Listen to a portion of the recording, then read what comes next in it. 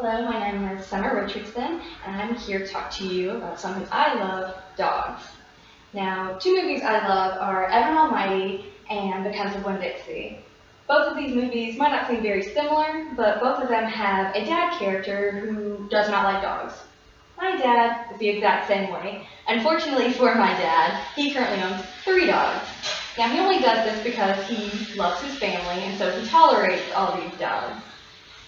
But even my dad, who isn't a dog person, never wants to see a dog scared or hurt. And I think it's very important to know how to comfort a dog during a seizure or during a thunderstorm. So today I'd like to show you how to do that. During storms, some dogs are okay with bad weather as long as you stay with them, cuddle them, let them know that you're there, and they're fine, like my dogs Scooby and Britta. However, my grandmother's dog, Missy, is not okay with just that. She has to wreck everything in sight. She digs everywhere. Sometimes she'll knock over picture frames and she might even tear them. So we have to do something. So usually we try to secure her in a finite area, and we do this by taking a leash and looping it under a table leg and then attaching her to the leash. Now, it's also very important for us to clear off the table because she will try to wreck everything on the table as well. It's also very important to stay with your dog after you have secured them in the finite area because they are very frightened. They want you to stay there with them, and they will do whatever it takes to find you if you leave them. Missy, for instance, will drag the table because there's nothing on it. It's pretty light, so sometimes we have to put weight on there if we ever need to leave her. Another thing not to do, scream at them because they most likely won't listen to what you're saying. They might listen for that second, but as soon as you're gone, they're going to go wreck something somewhere else. So it's not very effective. Another thing to help them out is if you turn on television or music, it helps them not be able to hear the storm quite as clearly.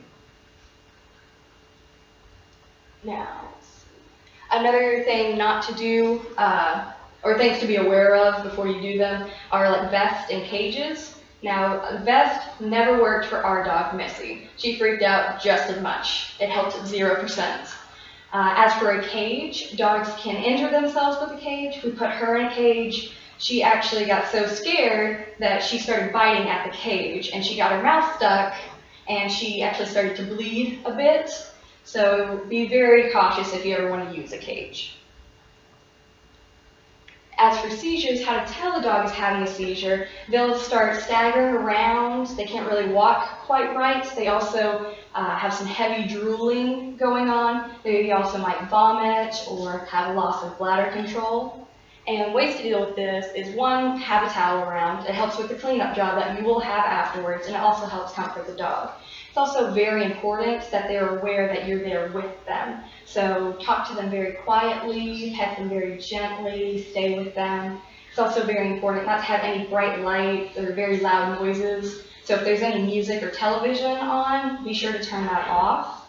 It's also very important to keep other dogs away from them. They might try to comfort the dog having a seizure, but it's just something the dog doesn't need to deal with at the moment. Oh, another thing to be aware of, never let them get up before they're ready. A lot of dogs will try to get up while they're still having the seizure, but it's best just to make sure that they stay laying down before they hurt themselves. And it's also very important to remember to get them water afterwards. They will be very thirsty. But some people do say try not to give them too much water. They could throw up right after. We've never had that problem. Something to be aware of, though. As for medicine, some people decide to give their dogs medicine. We never did with Scooby because he doesn't have them very frequently. He has them about once every few months. Our neighbor's dog, however, had them much more frequently, and they gave him medicine. Whether that was because he had the medicine, or maybe he got medicine because he had them so frequently, we're not entirely sure. But it will be very obvious to tell when they're done with the seizure anyway, because they will start to try to clean themselves or want to go outside.